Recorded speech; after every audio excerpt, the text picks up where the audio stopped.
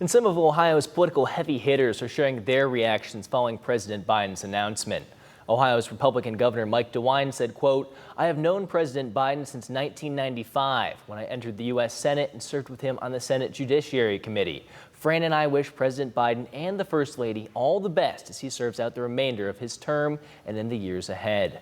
Ohio Democratic Senator Sherrod Brown wrote on Twitter, quote, "I thank President Biden for his years of committed service to the country we love, as senator, as vice president, and as president."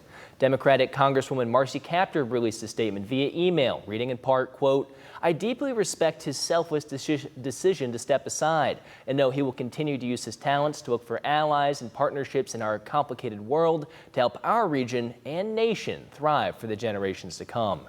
And finally, Republican U.S. Senator and recent GOP vice presidential nominee J.D. Vance wrote on Twitter, "Joe Biden has been the worst president in my lifetime, and Kamala Harris has been right there with him every step of the way.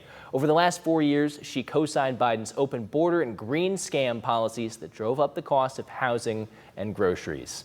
And tonight we're hearing from one of Toledo's political science professors, weighing in on President Biden walking away from the election this close to November.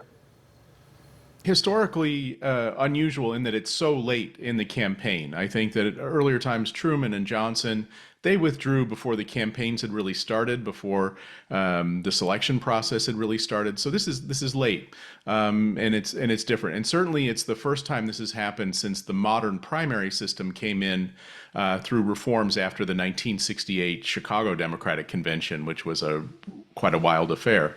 I think that, in terms of will this work for Democrats or backfire, who knows? To be honest, there's no political science theory that can really tell us how to predict that because we don't have a precedent to look at. It's not like it's a common thing that happens in campaigns. Certainly the